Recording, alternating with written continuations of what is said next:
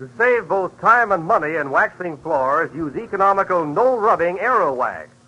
Just apply it, and in 6 to 9 minutes, it dries itself to a hard, lustrous finish that saves countless scrubbing. Makes dingy floors shine like new. Yet Aero Wax costs only 25 cents a pint. Try Aero Wax, A-E-R-O-W-A-X, tomorrow.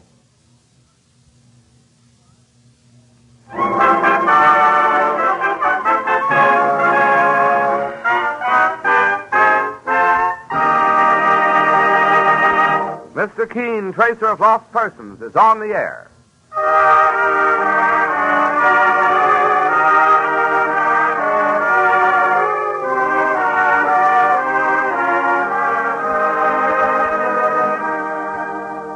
Ladies and gentlemen, the makers of Colonos toothpaste present Mr. Keene, Tracer of Lost Persons, one of the most famous characters of American fiction in one of radio's most thrilling dramas. Tonight and every Thursday night from 7:30 to 8 Eastern Wartime, the famous old investigator will take from his files and bring to us one of his most celebrated missing persons cases.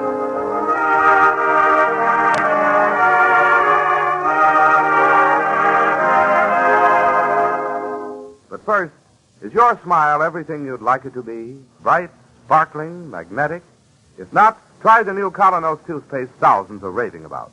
It's a high-polishing toothpaste that acts like a jeweler's polish in removing tarnish from silver. Quickly, but also gently, Colonos erases stubborn surface stains from teeth, revealing all their glorious natural brilliance. Get Colonos, K-O-L-Y-N-O-S. Colonos toothpaste at your drugstore tonight.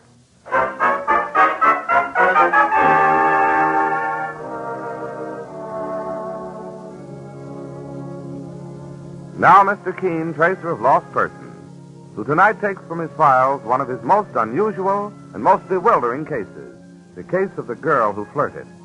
The girl is an art student, gay and beautiful, but just a little too adventurous. It all starts one day in a museum, where Betty March is at work copying a painting, and a charming stranger walks up to say, "Not bad. Not bad at all." Well, I beg your pardon. I'd almost say you had signs of talent, young woman. Well, I did not happen to ask your opinion. If anyone in this town knows painting, it's I. I ought to be furious with you. Are you? No. Just terribly amused. I like people to be unconventional. Tell me some more, Mr. Whoever you are.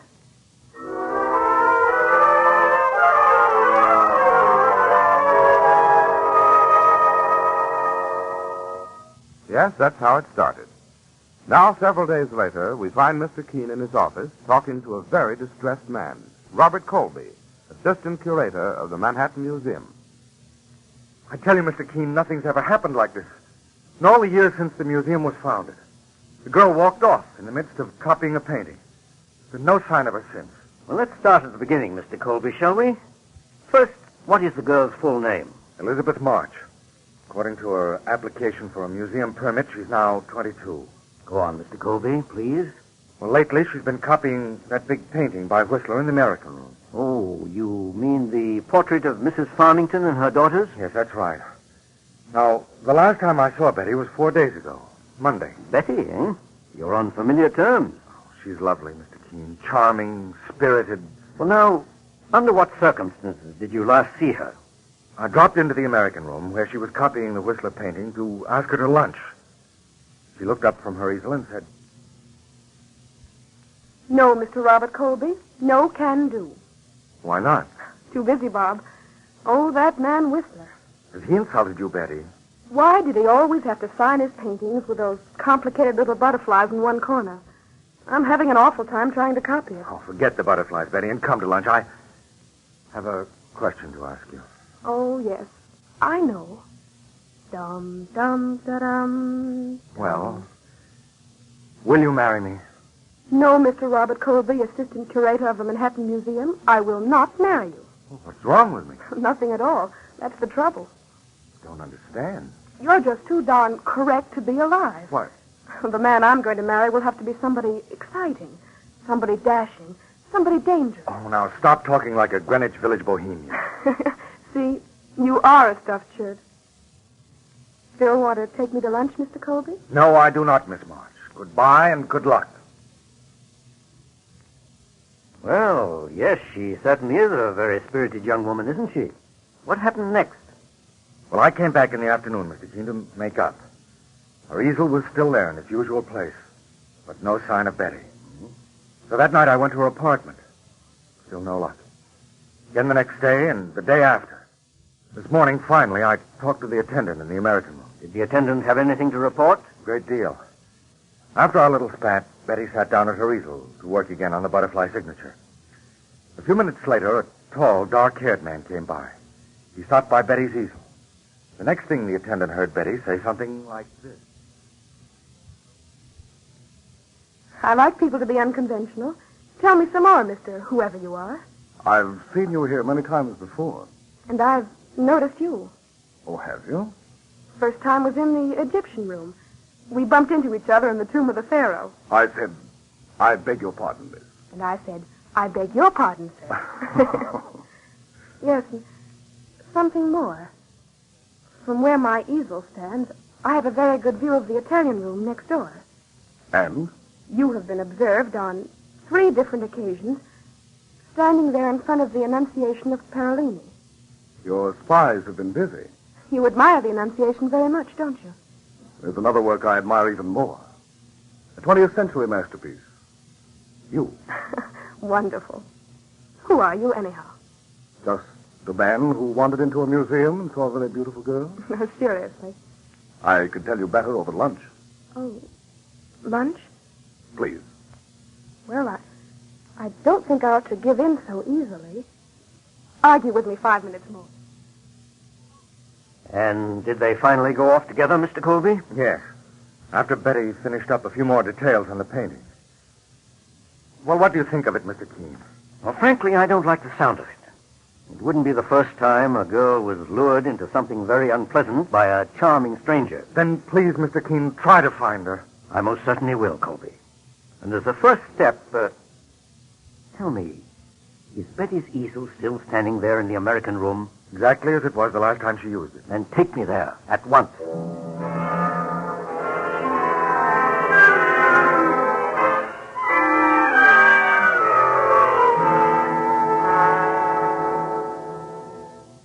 There you are, Mr. Keene. Judging from this painting, Betty's a very talented girl. Oh, yes. Yes, indeed. Did she usually place her stool in just this spot? Yes, it gave the best light. One moment. What is it, Mr. Keene? Why are you staring so hard at Betty's copy? I wonder if there's a magnifying glass handy.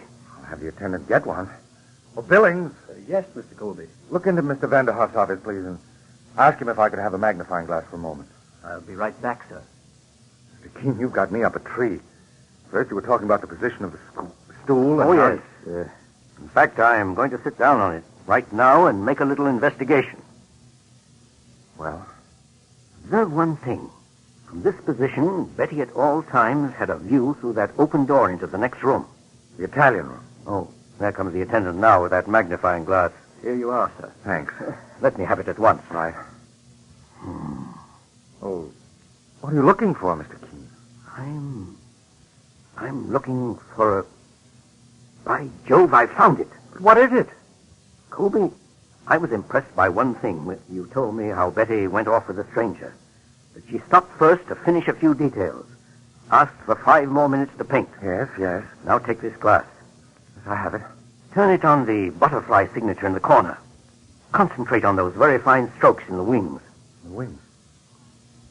Yes, I see it now. Dear Bob, Studio Tea Room. She had a feeling she might be in danger. That message was just in case she didn't come back. Well, of course, but why? What danger? You know that restaurant? Yes, it's a hangout for artists in Greenwich Village. Let's go. Let's go as fast as we can.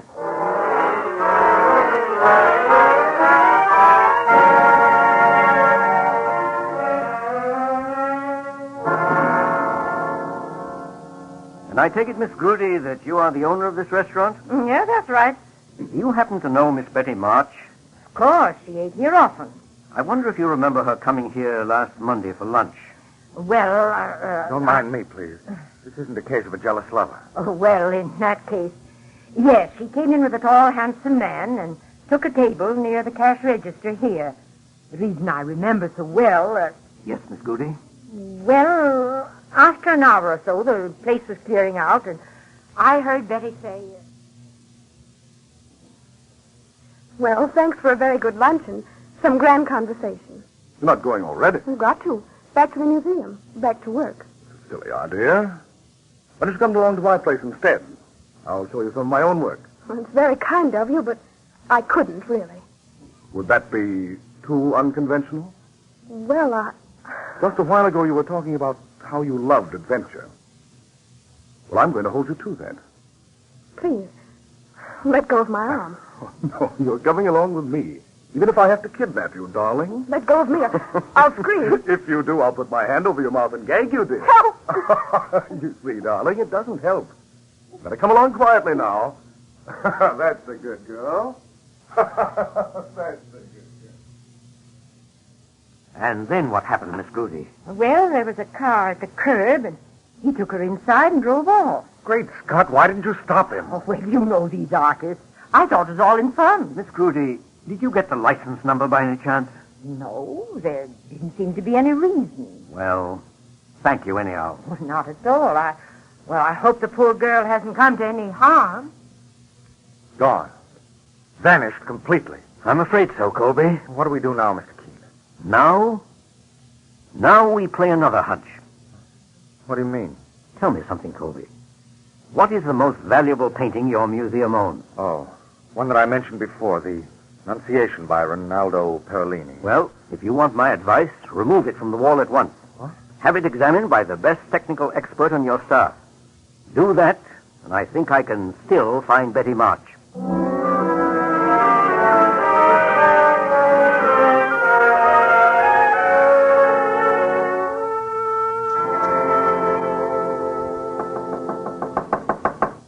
Vanderhoff, how's it coming? Do not disturb me. I will be finished in a moment. He's experts, Mr. Keene. You've been at it all morning. Oh, calm yourself. How can I, when Betty may be in danger of her life? This seems a very roundabout way of finding her, Mr. Keene, if you'll pardon my saying so. But it's the only way I know. Oh, here's Vanderhoff now. He's finished. Come in, gentlemen. Thank you. Huh? There's the painting. Look at it, gentlemen. A magnificent work of art, as far as the eye can tell. Tell us, Mr. Vanderhoff, what did you find? First, Mr. Colby, in accordance with my usual routine, I subjected the painting to an X-ray examination. I followed this with a spectroscopic analysis. Yes. Finally, I tested minute portions of the pigmentation for chemical content. Well? Gentlemen, I am compelled to report that this masterpiece is a fake. What? Very skillful, but a fake. Impossible. It is a fake, entirely so. The original has been stolen, this copy substituted in its place. Exactly what I thought and feared. The man who did this is one of the most skillful copyists alive. What type of paint did he use? Or tempera, of course. The same as the original. Oil paint did not come into use until several centuries after Perolini. I must report this to the director at once. One moment, please, Mr. Vanderhoff. Yes, Mr. Keene. You may also tell the director that I'll do everything in my power to recover the stolen original. Good. And that I strongly advise against any publicity at the moment. I will tell. Mr. Keene, two things aren't really connected. Of course they are. Betty's disappearance and the theft of the painting are one and the same case. But how?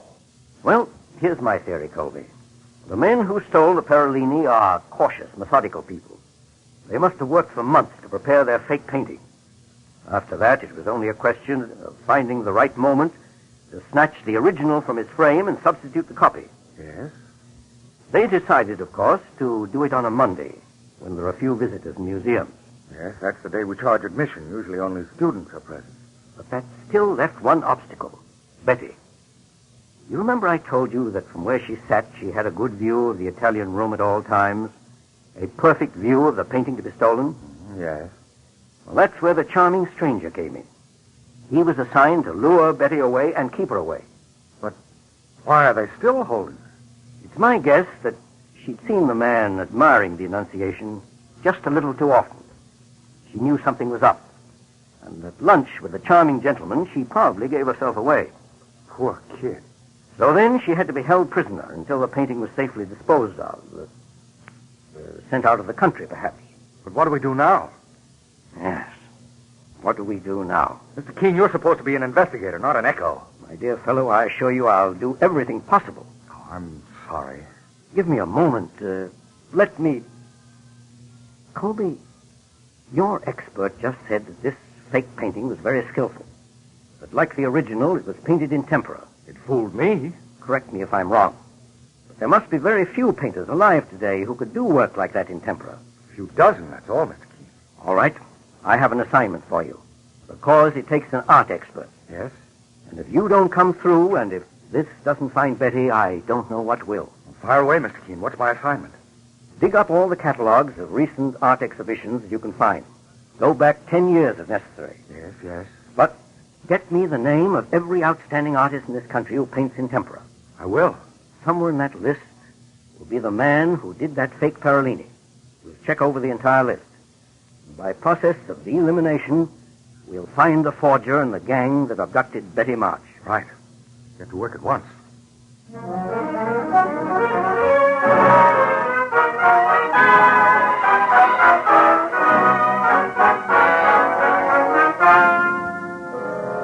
Now a brief intermission in Mr. Keene, Tracer of Lost Persons, brought to you by Colonos Toothpaste.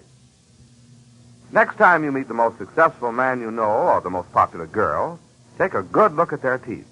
Chances are they'll be sparkling and beautiful, with all the magnetism your own smile should have. Examine your own teeth critically.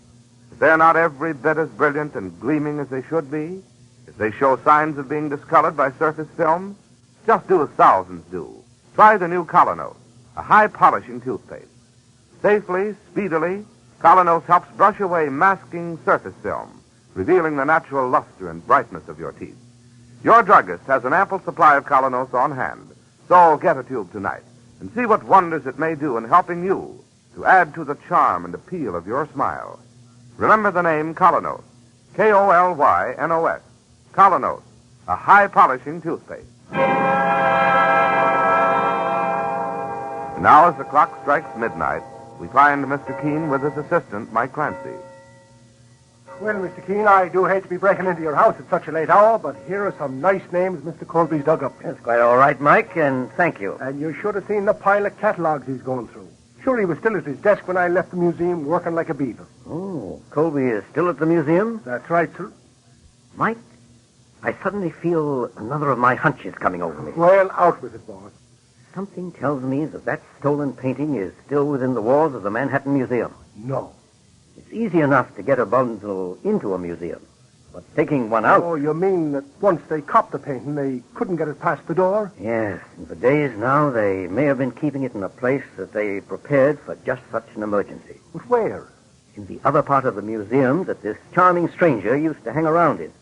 The Egyptian room, the tomb of the pharaoh. In a tomb? That's where we're going, right now. Oh, no, boss. Among the mummies at midnight? Oh, no, sir.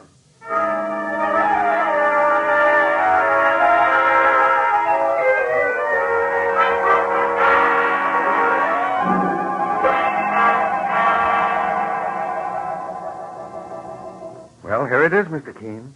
The tomb of King Mentop IV. Well, thank you, Colby. This switch turns on all the lights inside. That's right. All right, you stand by at the door. Mike and I will have a look inside. Okay, Mr. Keene. Come on, Mike. Good luck. Oh, boss, there's 100 other places I'd rather be than in an old cemetery like this. Don't worry. There's plenty of light in here. With all these narrow winding alleys, plenty of spaces for spooks to be hiding.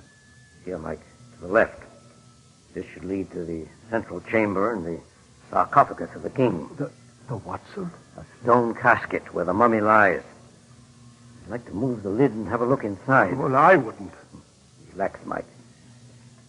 Here's the central chamber now, and the sarcophagus. Saints preserve us. Come now. Let's try the lid. Stand back. Don't move. Glory be. The mummies are talking. No, Mike. Mummies don't talk English. Stand back. Hands over your head. It's coming from that doorway on the other side. Quick, let's get after him. Boss, the lights are gone out. Quick, turn on your flashlight, Mike. Help. He's trying to strangle us. I'll fix him. Come away, you. Here, I got him, boss. No, he's broken away. Your flashlight. Turn it Oh, on. I dropped it somewhere. Here, kids. That's better. Boss, he pretty near slashed the coat off your back. Look what he left behind on the floor, Mike. 10-inch knife. Now we know we're up against killers. Don't let's waste time. Help me move the lid of that sarcophagus. Okay, sir. You ready now? Heave-ho! Heave-ho! All right, Mike. Now flash the light inside. Why, boss. It's there, Mike. The painting. But we've still got to find the girl. And she's in the hands of killers.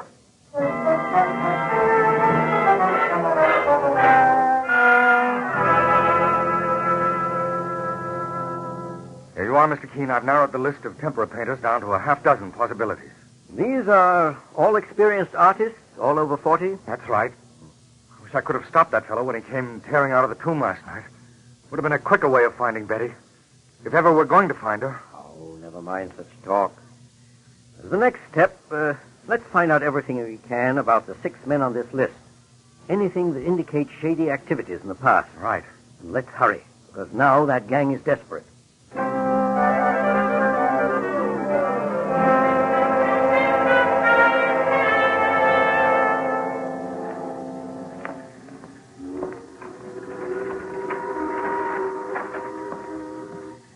Good morning, Betty.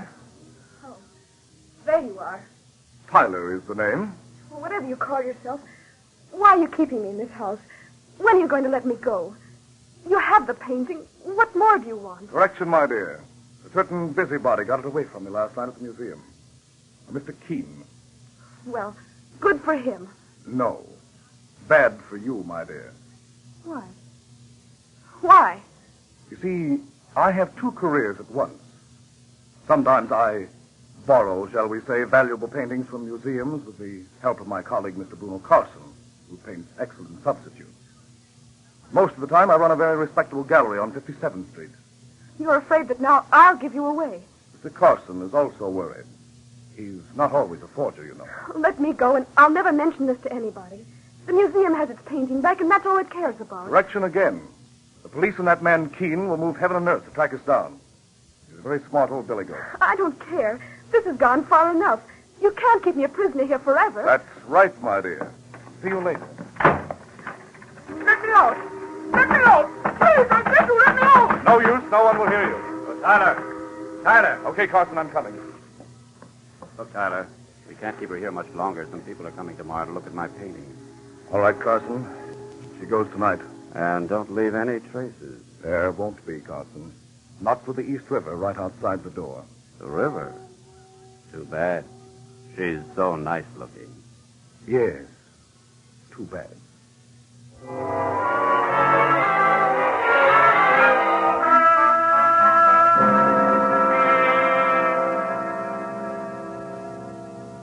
Well, Mr. Keene, that reduces the possibilities to 2. There's this fellow Haverford Jones. What trouble was he in, Colby? He once tried to swindle an estate out of a very valuable Van Gogh. Also, there was once talk of some forgery. Very promising lead. Now the other fellow. He got into a different sort of trouble. Bad checks. And his name is... Bruno Carson. I see he lives over by the East River. Yes, but Haverford Jones seems more likely. The forgery angle. All right. We'll try him first. Let's go. There's no time to lose. No. Something tells me to try Carson first. No, I don't think Carson Why would a successful painter like he is live in a dismal place like the East River waterfront? Well, perhaps he likes to do river scenes. That's just the point. These catalogs show he's never done anything but portraits. But Mr. Keene, Pick up that phone, Colby. Get me the harbor police right away.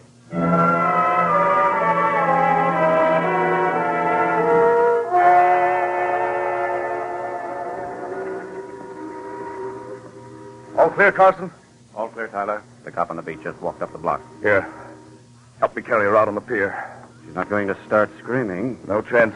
That gag is on good and tight. She's bound hand and foot. Okay, let's go. Straight ahead now. Onto the pier. Maybe this isn't such a good idea. We could just beat it somewhere. Run away from the cops the rest of our lives? No, sir. Okay. All right, here we are. Get ready to swing. Stop where you are. Hands up. It's that fellow Keene. Drop her, Tyler. Let's run for it. Stop where you are. I'm warning you. Mr. Keene! What is it, Colby? Look, Betty's falling off the pier. Fallen into the water. I'm going in after her. I hope he makes it in time. The harbor police. They've got those men. But not for murder, I hope.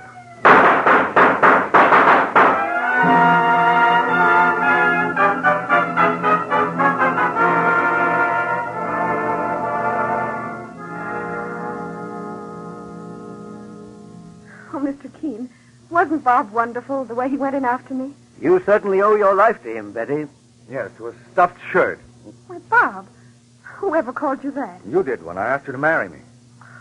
Darling, will you ever ask me again? Well, Betty, will you marry me? You bet I will. Betty. Mr. Keene, I don't think we've properly thanked you. Colby, my dear fellow, this is no time to stop to thank anybody.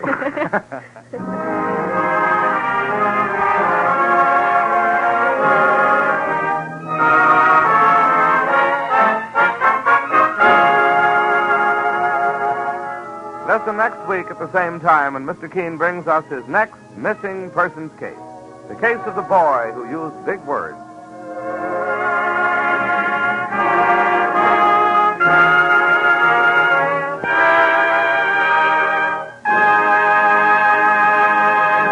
Every girl and woman knows that in order to be popular today, one of the most important things she needs is an attractive smile. A smile that reveals clean and sparkling teeth. And to the man in business, teeth that make a good impression are just as important, too. If you're not certain that your own teeth are as attractive as they should be, here's something you'll want to know. The new Colonos High Polishing Toothpaste does wonders in helping to remove those dingy surface stains, helps reveal the natural brilliance of your teeth that adds so much to the charm and personality of your smile. I'll tell you why it does this. Its action on teeth is like that of a jeweler's polish on tarnished silver. So start using Colonos, a high-polishing toothpaste yourself right away. You can get Colonos, K-O-L-Y-N-O-S, Colonos toothpaste at any drugstore tonight.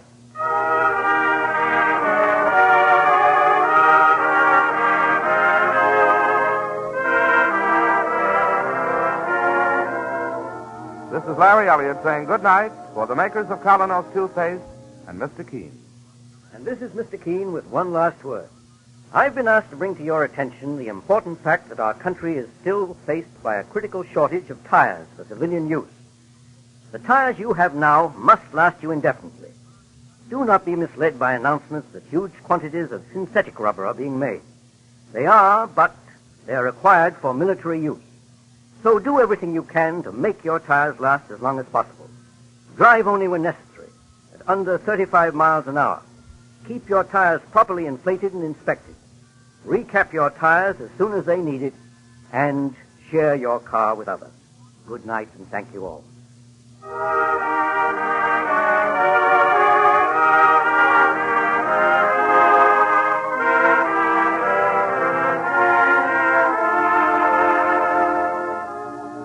Mr. Keene, Tracer of Lost Persons, will be on the air next Thursday night at 7:30 Eastern Wartime. Tomorrow night, listen to the big new musical Friday on Broadway. All the song leaders of the day direct to you from the Gay White Way. At 7:30 tomorrow night over most of these stations.